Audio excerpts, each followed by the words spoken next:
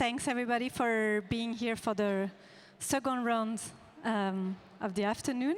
So we're going to have a session around the topic of money. I would like to say now about the funding of system change. My name is Sarah Hertel. I'm working from the French office of Ashoka, and I'm co-leading an ecosystemic initiative around the funding of system change in France for the past few years. And I'm just going to briefly introduce our session. I'll take 5 minutes to frame it, and then we'll start the conversation with our 4 panelists. And of course, we'll try to have a moment for question, reflections, and takeaway afterward. So what's behind that very long title around radical funding decision, right? From this morning, we've heard what Ashoka is doing for the past 40 years, right? So I'm not going to come back on saying that as an organization, we are realizing that there are extraordinary people who who have a deep understanding of a problem, and who are creating and leading organization to tackle this problem with a systemic approach, right? That you all know about that. That we found them in nearly every part of the world on topic that you've discovered this morning, climate change, democracy, health, gender equality, and so on. But most importantly, what have we learned from them? This is what's really what is important. We've learned how to drive deep and transformational change, right? And what we've learned, most importantly, so I'm going to try to share 4 ingredients that they taught us along the way. You've heard about them, so I'm going to be super quick here. But as you say, Ignace, this morning, you're going behind symptoms, right? This is so important to understand root causes of issues here when we talk about systemic change. You are focusing more on what we call indirect impact, meaning that you're not looking at doing anything as an hero, as you also said this morning, but you're more trying to spread a vision through our ecosystem, right? To share with other organizations all around you. And to do that, you need to adopt collective and openness leadership. It's absolutely necessary to do that. But the last ingredients, the one that really strikes us the most at Ashoka, and we've been discussing it this morning, and it's going on for the rest of the day, is that you, Ashoka Fellows, are putting people and the most affected people at the very core of designing solution. You create a world really where everyone, and especially the most affected one, can drive change. And this vision that we called Everyone a Changemaker at Ashoka, I think is both a goal and a path, right? A goal, an end, because there is no such society without anyone. We need to celebrate diversity, we need to guarantee equity, we need to foster inclusion. But it's also a path, meaning that if we want to drive those changes, it's not a 10-step strategy to do that. We need, and that's what you're doing, you are embodying it, right? You are putting people, you are giving power to people, and I'm talking about people, but I'm talking about human and nature, because you're also giving power to nature, right? So what does that mean in the context of philanthropy? This is what we are going to discuss today. The current systemic crisis that we are living are requiring deep and long-lasting and transformational change, right? But with that comes specific and adapted fundings. And we all know, let's be honest, those fundings are quite rare today and hard to get for for systemic change leaders, right? I would like just to share one quick data, if we can pass the next one and the next one, yeah. Extracted from a study that we've run already 2 years ago, Embracing Complexity, that Ashoka wrote with many other organizations. 55% of systemic change leaders believe that their funders do not provide sufficient support for initiatives targeting system change, which generally requires more than 5 years of investment to achieve a goal.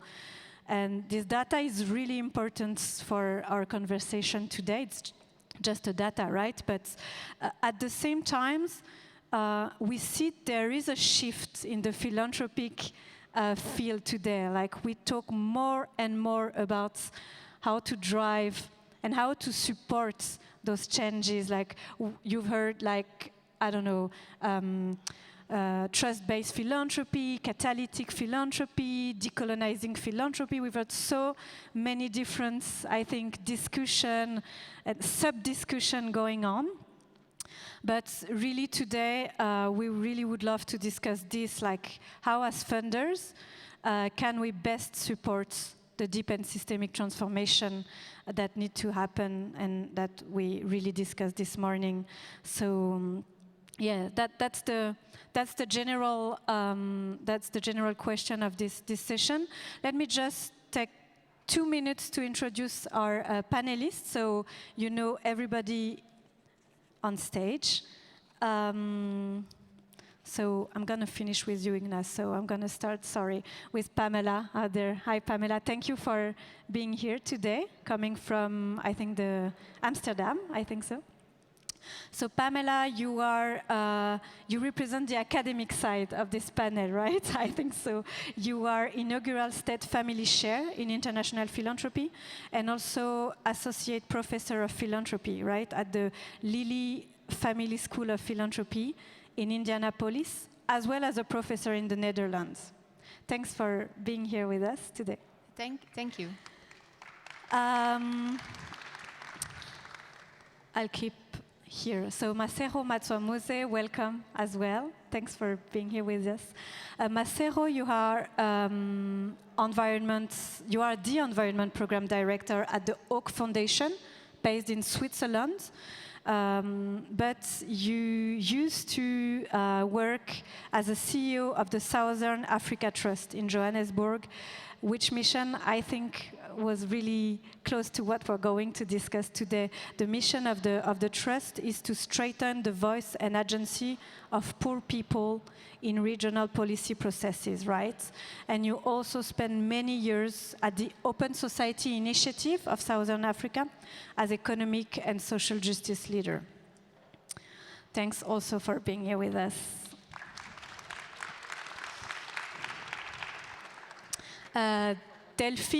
Delphine Moralis, hi, welcome as well.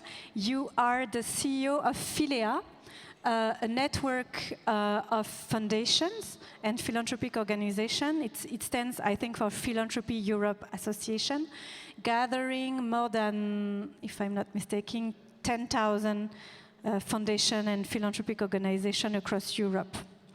And prior to that, you also used to work in major international NGOs as Secretary General, and you are also a public affairs and advocacy specialist, right? Can we say that? Okay, let's say that. Thank you. And everybody knows you already know. Do I have to present Ignace, or is it already a star? No, just to share a few words on you. You are, I think, one of the first 2 fellows elected in Belgium in 2008. And the same year, you have been awarded the Goldman Environment Prize, right, for your contribution to the establishment of the first national park in Belgium. You are going to talk about maybe a little bit more right after about your reconnection model to nature. So yeah, you have many more other recognition, but one anecdote, if I can just share this one, I love it. You count amongst your biggest fan the singer Tracy Chapman and the activist Jane Goodale. So classy. So yes, if you're still here on Friday evening, I will be on stage with Jane Goodall here in Brussels for a big lecture on hope. Yeah. Okay, thanks for the invitation. Thank you. Okay. You can keep the mic because Yes. you're the first one. You shared already a little bit this morning about what you're doing, but really here, can you maybe tell us a little bit more on how do you embody this vision, this inclusive vision we're talking about, in and with your reconnection model to nature?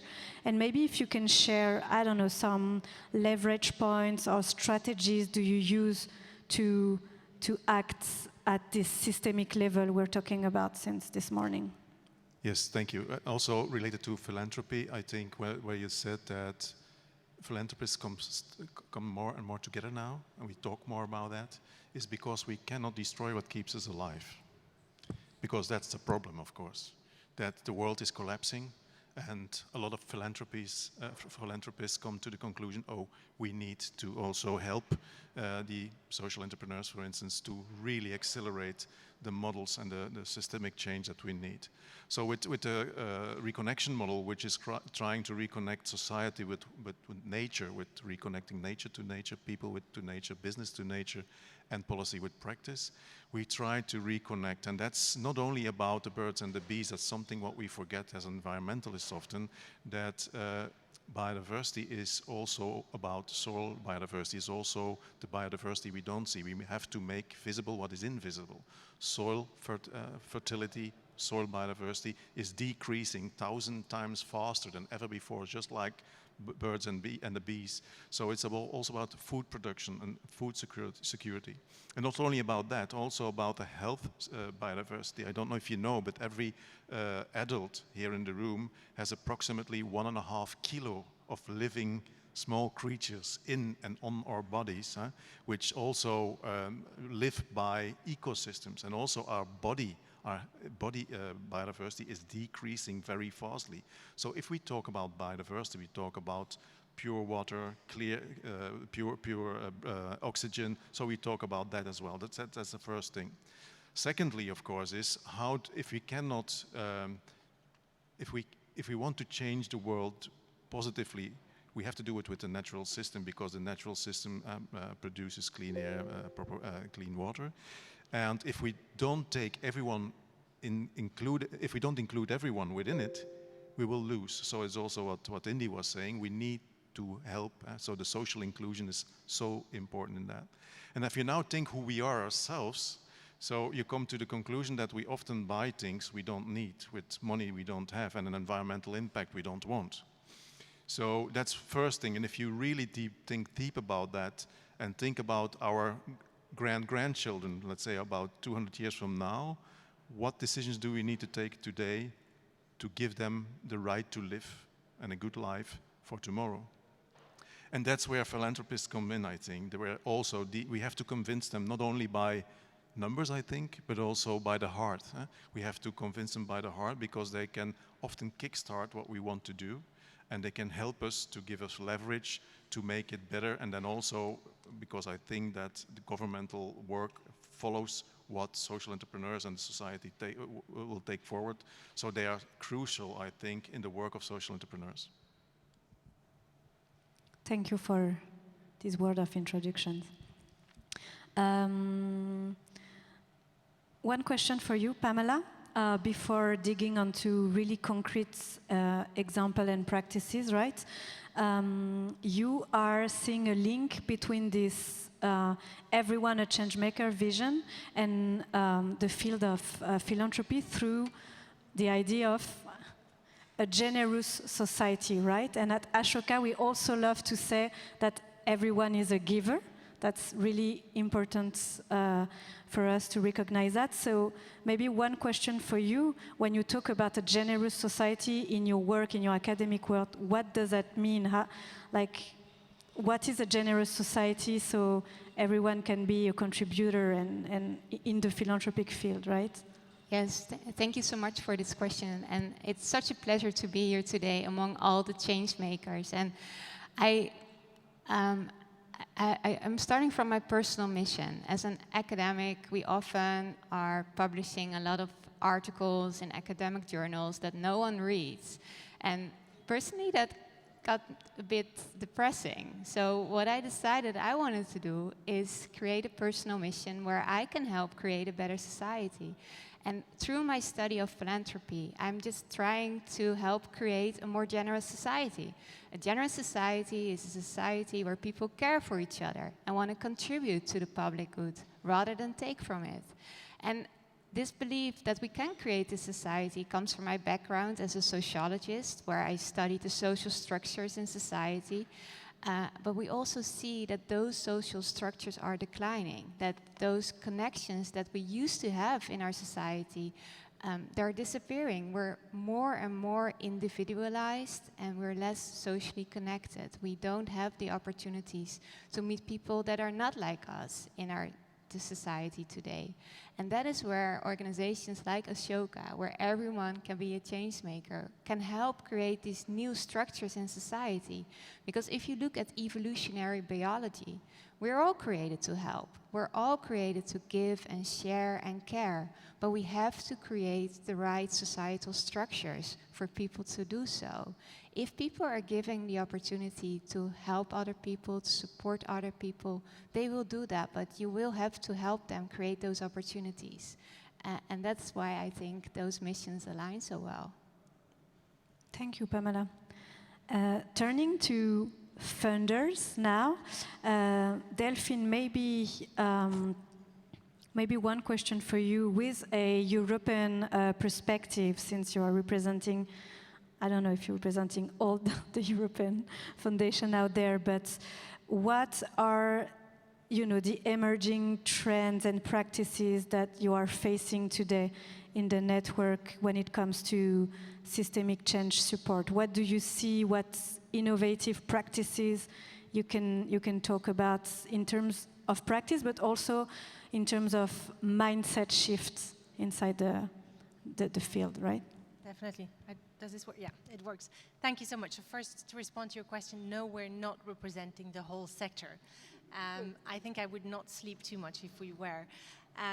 To give you an idea, in Europe alone, there are about 147,000 foundations.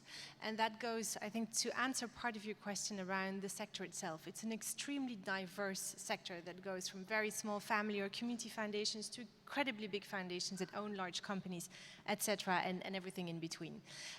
But I do think that what we see at the level of the European foundations that we're able to follow or monitor or tip our toes into what is happening within the sector is that against the backdrop of the pandemic with increased inequality, against the backdrop of also awareness around inequality with the Black Lives Matters movement, against the backdrop of democracy being under attack, climate becoming more of an issue that we see as eroding on a day-to-day basis in our lives, but also against the backdrop of more scrutiny on the sector and an expectation for the sector to step up, that a number of trends have kind of become a bit of a red thread of hope, I would say, within the work that we do. And just to mention a couple of these, I'm thinking of, you mentioned that earlier, the point on decolonializing philanthropy. I always find it a difficult word to pronounce, but a very important one.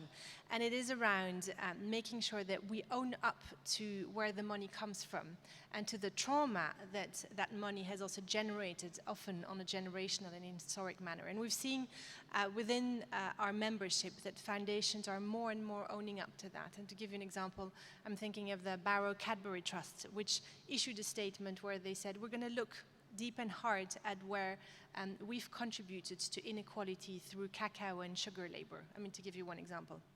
I'm thinking of foundations that implement much more of a diversity, equity, and inclusion lens in their work. And I'm thinking, for instance, of the Wellcome Trust, which decided that by 2026, they want to have 30% of their staff being from ethnic minorities and 15% of their staff to be from disabled groups of people. And those are ways in which foundations increasingly want to apply that kind of mindset of decolonialization and diversity, equity, and inclusion within their work.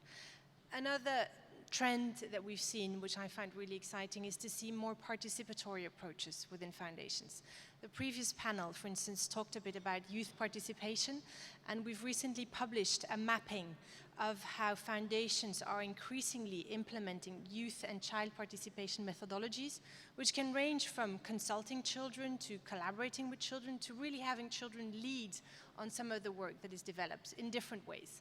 And of course, there are so many arguments why that is right, but to say it with the words of a 6-year-old Pakistani girl, you may know my rights, but you do not know my life. So if you want to make sense of it, we need to allow that girl to talk on her own behalf. And those are approaches that we see, you know, whether it's youth and children or other communities as well. With, for instance, the Portuguese Foundation really thinking through how they can have a participatory approach throughout the whole philanthropic cycle. So that's kind of another trend. And if you allow me just 2 more, and I'll be brief on these, I think 2 more that I think are probably very relevant for us as well, and you've referred to it earlier as well, is around trust-based philanthropy, ways in which foundations have become more flexible, more agile, trying to find solutions with their grantees rather than on their own, and with that simplifying many of the procedures that for all of those who have worked in a grantee organization know are horribly frustrating at times, if I may say so. I think all of these approaches that simplify procedures, that work on trust, that allow timeframes to be shorter, grants to be longer, grants to focus on core funding rather than short-term project funding. And all of that has also really increased in the context of the pandemic. And then the last one, I promise, is around really embracing complexity. And there, what we've seen within our work is that foundations are more and more applying intersectional lenses to their work, to really embrace that complexity and understand that, you know, there's no silver bullet for one specific problem, but it's about looking at the collaborative space that exists for us to tackle them together. So, I mean, just a couple of trends that we see as being youthful, and as you said, it's a goal and it's a path. It's both. Well, thank you for sharing so many different trends. So now we're gonna dig a little bit more. Thanks, Masego, for representing the foundation side here, because you're the one here at the table. That would be interesting to hear you from this environment program perspective. You clearly adopt a people-centered strategy. So what does that mean in practice for a foundation such the Oak Foundation? And I think it's maybe probably a bit different from what you were doing previously. So what did you change in the strategy, and what does that mean, in practice? Great, and perhaps the question is linking what I did previously with what I'm doing now with the Oak Foundation is really the question around what attracted me to the Oak, one of the largest foundations that support work in the environment sector. And it was Oak's intentional declaration in the new strategy to put people at the heart of the strategy, to put people at the center of the strategy, and having conversations with colleagues to say, what does that look like in practice, and what does it mean? How does this translate? And when we say putting people at the heart of the strategy within the environmental context, what does that look like? And the strategy was designed at a time where I think collectively as humanity, we were perhaps captivated, at the same time worried and shaken out of our slumber by the multiple crises that we're going through in the last three years, right? The interconnected crisis of environmental collapse, the social crisis, and the economic crisis. And within the environment strategy, we're looking at how we come about putting people at the center of restoring our relationship with nature and thinking about tapping into people power and the agency, the inherent agency that communities on the front lines have in restoring and changing how we feel the world, how we feed the world, and how we feed and fuel the world. Some of the major global crisis that we're dealing with. At the same time, I think as a foundation that is located in the global north, realizing and recognizing that putting people at the heart of our strategy is not an apolitical process. Neither is it an ahistorical process. So we've had to have honest conversation about unpacking what we mean by who are the people, who are they, what are they working on, and what are their needs. At the same time, was drawing inspiration from the body of work that we had been supporting as the Oak Foundation in the last 2 decades, right? And it's the inspiration that we derived from social movements that were pushing the boundaries on the climate justice agenda. Youth movements that were shifting the narrative on climate and managing to drive divestment from the fossil fuel sector and having wins that were much quicker than what we were able to see in the COP negotiations, in the negotiations around policymakers and so forth. The kinds of wins that agroecology movements in the global south and in the small-scale farming communities have been able to have around transforming how we grow food, how we think about the interconnections between feeding communities, property rights, and thinking about access to productive assets and the intersections with people's everyday realities. So in practice, what that has meant is we have been having to have conversations around what does it mean for our grant-making practice? And what do we need to reflect on, and what do we need to change? Parts of the conversations we're having is how do we change the flow of funding to go towards groups and geographies that are historically underfunded and has in fact meant that the solutions that those communities themselves have are not at the table and are not at the forefront when we're thinking about what, for example, climate action might look like. So it's identifying self-led organizations in the global south, self-led and grown in the global south. It's also about looking at groups that are led by sections of the population that are historically marginalized and thinking about how those organize and their priorities and how we might support them. Thank you, that's so interesting. But let's be honest, what Masego is sharing is, I don't think it's the norm yet, right? In the philanthropic sector, I don't know, like probably every social innovator in the room can reflect on their experiences with many different philanthropic. So maybe one question both for you, Delphine and Pamala. How should we push this mindset so it really infuses at a sectorial level, right? It's not only, you know, some foundation or some trends. How do we really change the mindset here? I don't know who wants to start. Pamala, you wanna go first? Thanks. And I would love to hear from Delphine if she knows what percentage of foundations that are members are actually pushing those barriers and are doing all those wonderful things that I think we all agree that are helpful to philanthropy. But in terms of your question, what I observe when I work with foundations across Europe, I see that a lot of the people they are serving are not represented on boards, in positions of power. I love the session before this session, which talked about involving youth and listening to youth, what they want, and how you can help them, or help is, it came across in the previous session as well, helping is such a challenging concept. When I talk about, I study generosity behavior, and when I talk about that to people and asking what they do in terms of generosity behavior, I always ask them, so what do you do that contributes to someone else's well-being? So for me, that's a more positive formulation for helping.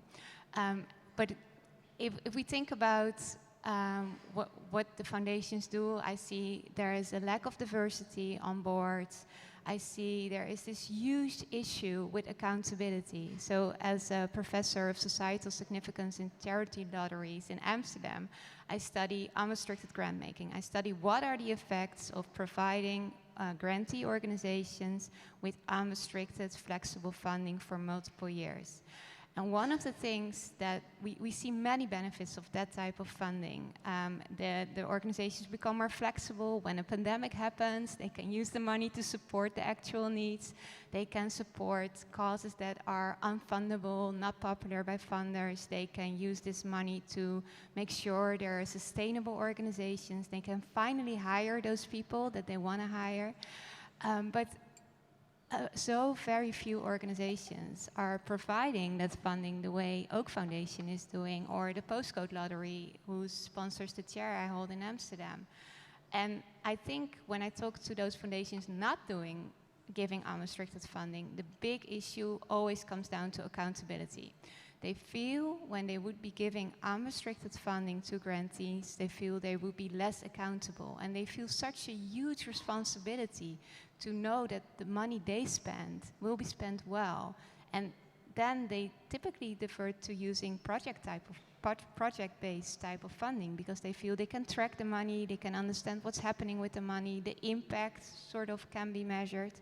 So the one thing I think the barrier we can overcome is to make sure that we help foundations interested in using different types of funding models to understand how they can also be accountable when giving unrestricted, flexible, long-term funding to grantees. And only, like, if you want to solve the biggest issues in our world, I feel you need long-term, unrestricted money to be able to do that.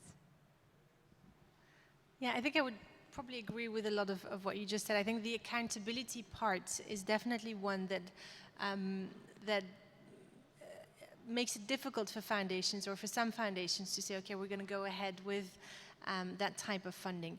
But I do think that overall, if you look at the broader philanthropic spectrum, there are different ways in which foundations contribute to good, and in a way, depending on the community and the impact that you want to have and the specificity of what you're doing and what you're able of doing, to some degree there is value in also having a very diverse toolbox. I think there's a bit of that that needs to be taken into account, and it's not as if tomorrow all of the foundations turn to unrestricted core funding that all of the problems of the world would be solved. That would not be the case, because you would still have specific projects that would need a different kind of approach.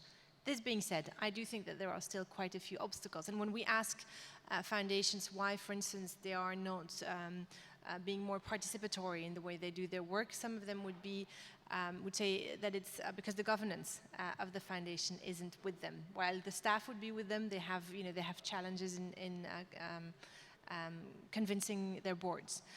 In other cases, it would be because they don't feel that they're equipped to do it, and they have to go through a learning process themselves of what good participatory processes look like.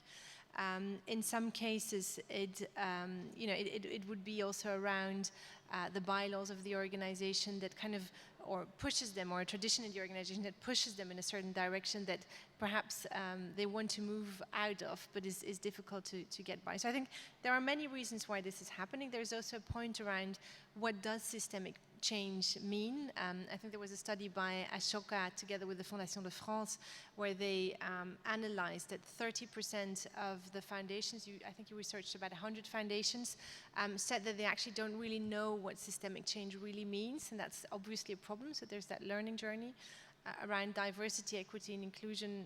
Some of those points. If you look at the UK foundations, only 5% of the funding goes to Black-led organizations. Also, who are you directing the funding to? So I think there are different obstacles, and what matters in terms of how we shift the mindset is also to create a space where we can actually talk about failure and successes in a way that helps build the community. And I think that is also something that we carry a collective responsibility towards. So. But if I can add so, because I think another problem here is that we need to translate the systemic problems that we have in a way that also the funders and the philanthropists can understand. Because what we see for climate change and biodiversity loss, for instance, is that the cause and the effect is a huge gap of 30 years. Climate change is happening at one time, and we see the effects 30 years later. So it's difficult for philanthropists to feel the danger of, for instance, climate change or biodiversity loss. So we need to translate what it is all about, that we need long-term commitments here from philanthropists, because it's not something that you do for 1 year or 2 or 5 years. This is something that's really going to hit. So I always say that the dangerous bullet has just left the gun already. So we have to lower the impact. And so we need everything we have, everyone we see, and also every funder, government, to make that change happen, because otherwise, yeah, we're screwed. Huh? Can I just respond very briefly to that, if that's okay? Yeah, very briefly.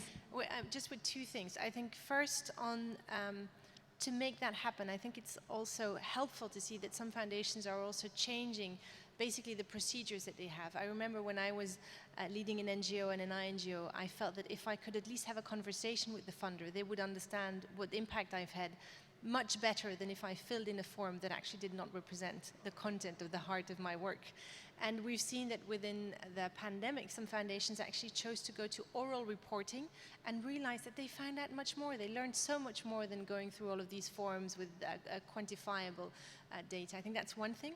And then secondly, with regard to climate altogether, within Philea, we're also championing what we call the Climate Coalition, and that Climate Coalition actually invites foundations, no matter what they're doing, whether they are, you know, an arts and culture funder that is specialized on modern dancing. They too need to apply a climate lens to everything they do, to their investments, to their operations, to everything they do. And that too, I think, is part of embracing that complexity. Can I?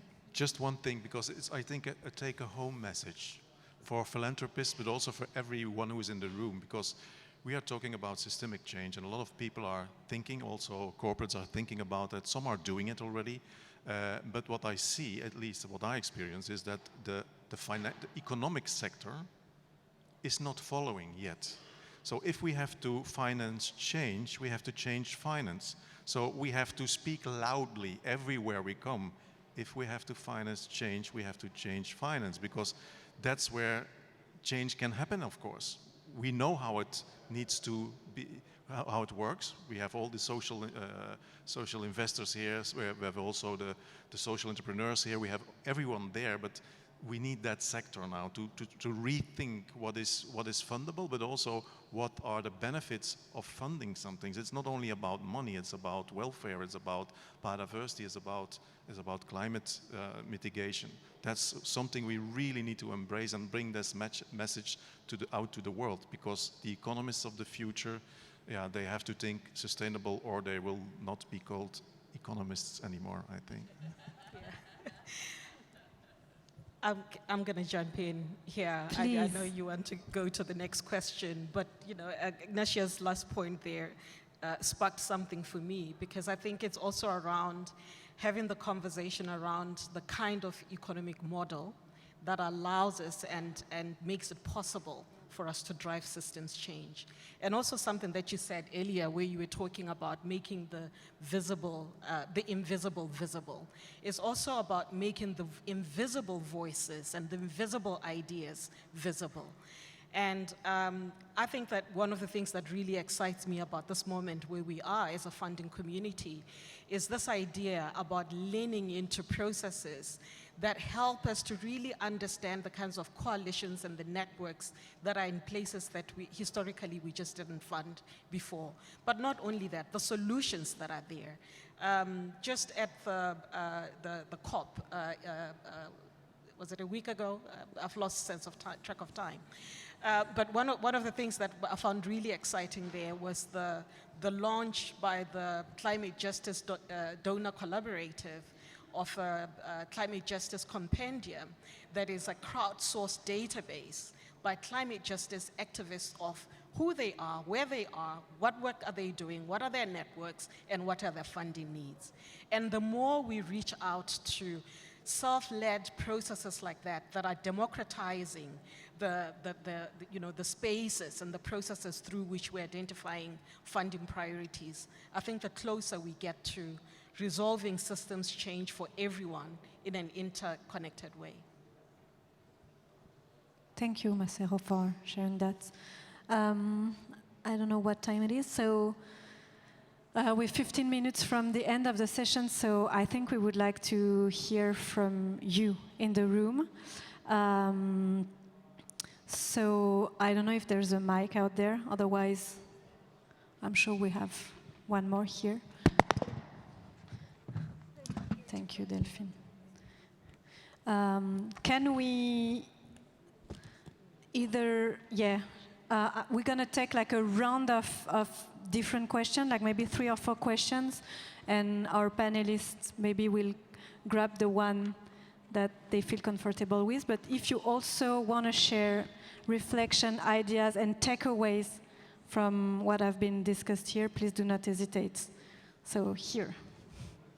Hello. Oh, thank you. You help me with that? Thank you, Julia. My name's Temi. I run an organization, a youth organization called the Forefront Project, and we support young people who've been impacted by violence and racial injustice. And over lunch, we were having a conversation about how different things to do with philanthropy, but one thing that came up was how during COVID, there was a radical shift in how foundations in particular approached grant making. And it seemed like overnight, these hurdles, barriers, challenges just melted away. Something that I saw in my context were collaboratives, collectives in a similar fashion to what you've described, coming together, maybe 50 or 60 funders, one simple process whereby you can fill one form, it gets seen by 60 different funders, and the rate of funding was much higher, but it also gave more exposure to a range of different funders for those organizations. And the question, I feel really frustrated and disappointed because it stopped after maybe a year and a half because COVID didn't end, but the situation seemed to shift. But why can we not pursue that type of collective fundraising moving forward? It seemed to work so well. So is there an appetite for that to be continued? And your perspectives on that? Hi, my name is Sam. I run also a non-profit organization that's doing temporary use of empty buildings for social purpose. First of all, thank you for your testimonies. I had one remark and one question related to what you said when you did the comparison between a form and the opportunity to talk to someone, explain your project, and that feels so true. But what I've been noticing with my experience with philanthropy is that the moment you share your experience with the person, it gets really strong, and there's a really strong opportunity of getting funds.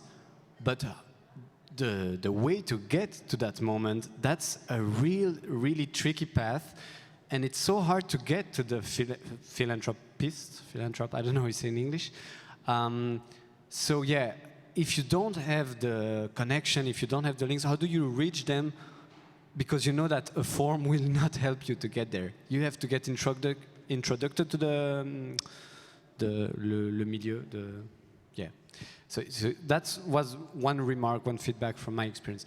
And then the second question, between the structural funding and the project funding approach, and you said that philanthropy, they will prefer the project approach because they can have more control on how you're going to spend the money. And what I could notice also is that people are more interested to support you if they can see a real concrete outcome, which was also what Ignace said about environment. It's after 30 years maybe that you will see the outcome, but people are interested in short-term outcome. How could we shift that? Because actually, I think it's more sustainable to invest in a non-profit organization on structural cost on the long term, but the philanthropist has to accept that it may be not help him, to put it in a bad way, to brag, about I did this or I did that, because in the next years, nothing will happen concretely. But 10 years, the outcome is bigger. How can we shift that? Thank you. Can we take maybe one last question so we can then answer the first 3 ones? Sure. Oops, sorry. So as you said, to achieve systemic change, we need long-term funding. And from the funder perspective, because there are so many projects we could fund, there are so many purposes that we should defend, but how, because I work in a company, and we just started doing philanthropy, so I'm just learning the best practices. How, from your point of view, how we should defend building a multiple-year philanthropy fundraising and not just 1 year that is one-off, because that's what we are struggling with right now because of economic downturn. We have a lot of unexpected cuts, and yeah, I was just wondering how we should defend it with the investors.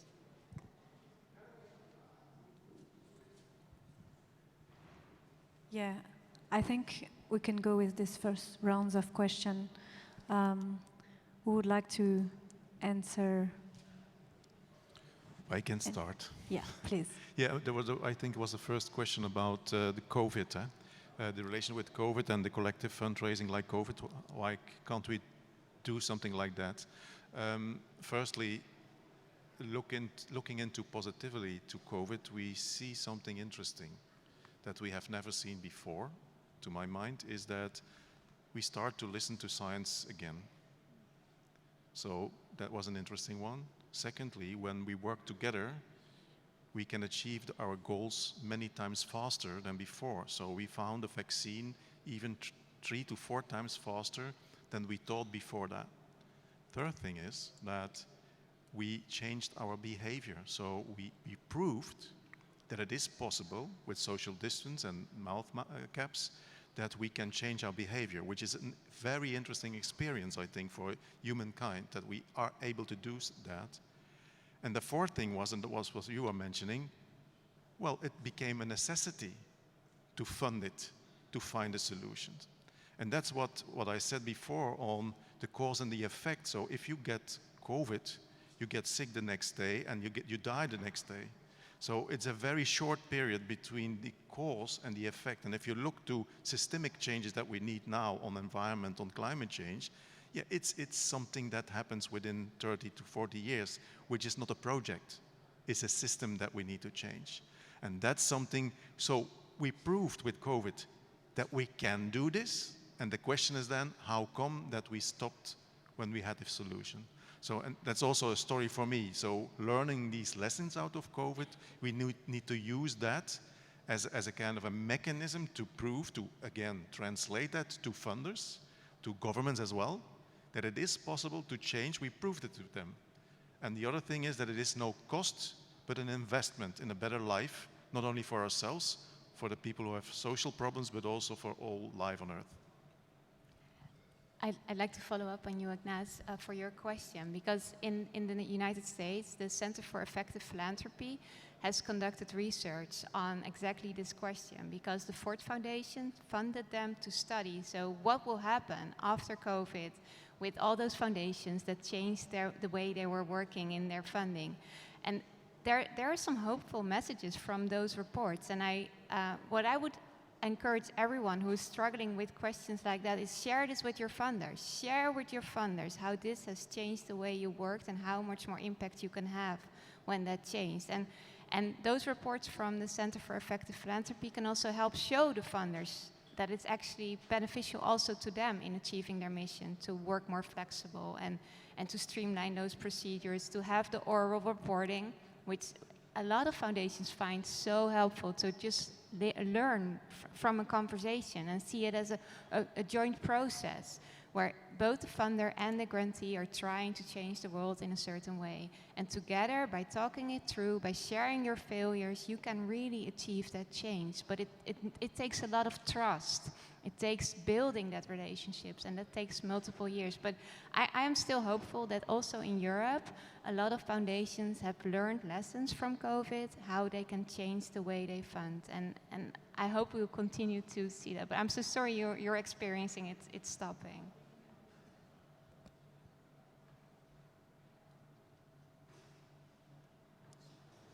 Okay. So I've had the misfortune of working as a grant recipient and also as a funder. I just wanted to share some shifts that I have picked up from Oak and from the funders collaboratives that we are part of. which were inspired by what we learned during the COVID period. I think the whole idea of really shifting away from funding specific issues and being boxed in our themes was really driven by this reality that everything is interconnected, right? That human well-being and environmental integrity is interconnected. So more and more in our portfolio, even though we're an environment program, we're seeing that we're supporting groups that are working across the issues. And that is something that is going to be part of the DNA of the program for a very long time. The other thing is around, so traditionally, Oak is one of those funders that gives multiple year funding, and we go in for the long haul. 10-year relationships, 5-year relationships, the shortest being three years on average. But what we did with the Oak, and because of that, our approval processes tend to be lengthy because we must establish the relationship, the trust, and go through the due diligence and so forth. But what COVID did for us was to make it possible for us to think about what it might look like if we were to introduce small grants that are set aside for rapid responses around key moments and around key opportunities for quick transformational change. And even with that, having given 1-year funding for COVID responses, we're in conversations with the partners about what it is that they want to scale, the kind of support that their organizations need for them to deliver on their vision. And we've also been able to discover new partners in new areas that we previously didn't work in. I don't think that we, as a community, we've gotten everything perfect, but I think that there is something that is so fresh and so recent in our human memory that we are translating into the grant-making practice and into the DNA of our organizations. Thank you. No, I think responding to what you were saying, and to your question, I think when we looked at the response from the sector to the pandemic, a lot of what we heard was around we need to reset the system and we need to do things differently, and we've managed to change so much over time. How do we push this forward? I mean, an example adding to what you said was we had one foundation that went from 6 months from the moment of applying for a fund to receiving the money to 6 weeks overnight. We had foundations in the arts and culture field who said there is not going to be any kind of performance anymore in the next 2 years, but we're still going to pay for the organization to sustain. I mean, all of these were such hopeful examples. And I see that some of them are carried forward. Some of them are built on, they're analyzed, they're talked about. We provide spaces for foundations to inspire each other. And we're now faced with a new or additional or multi-layered crisis around, for instance, the cost of living. And I think a lot of foundations are also asking themselves, based on what we've learned so far, how do we respond now? What is our ability to respond to this in a way that it helps us be that force for good on the long term? And kind of the point that you made on smaller grants, one of our foundations decided, because of the energy prices, which was hampering so many of the foundations' ability to survive, they said, okay, we're going to just put out small grants, no questions asked, to pay your electricity bill. So that's not a long-term systemic change fund that allows you to have that kind of major impact, but it's essential for the organizations to survive, right? And there's no paperwork, so you get the money straight away. So I think there are some hopeful signs, and I'm hoping to see more of that. I'm cautiously optimistic that we'll see more of that grow towards the future. Cautiously optimistic. And I think your point that you raised around how do we find these foundations? It takes such a long time for us to be in contact with them, and then you still have to go through the point of convincing them that you're worthwhile funding. Again, I think there is an increased openness of the sector to collaborate and to learn and to work together. And to give you one concrete example, when the war broke on the 24th of February, within the kind of next 2 weeks, we established at the level of Philea 2 online platforms, which were one for funders to showcase what they were willing to fund. And within a couple of weeks, we had 176 million euro kind of pledged by the foundations. But we also created a website for organizations that needed support to also speak to funders around what they needed. And I mean, those are small initiatives, but there are many of these that actually showcase that there is an increased openness, and that again, we need to build that trust between the communities. I think that's important. And then maybe last but not least, I think in terms of the organizational capacity that needs to be sustained, what we're also seeing is that foundations are increasingly interested in funding organizational development. So for instance, we created a community of practice to talk about how do you fund NGO leadership? How do you create space for them to go through trainings, to think of their own health and well-being? I mean, I've been the CEO of smaller NGOs, and not that it's that much better now, but you don't have time for these things, right? To have a funder that allows you to take the time to think about well-being with your team so that you can be more resilient is important. Other funders, I'm thinking of Bosch and Cultura Nova, who are now saying, we're going to fund organizations not for the output of what they come up with, but for the process. We're going to give them time to think of new solutions around the problems that they're dealing with. And we'll see, maybe we'll spend money on, or maybe we'll give you money for the output as well, but we first want you to focus on a good process.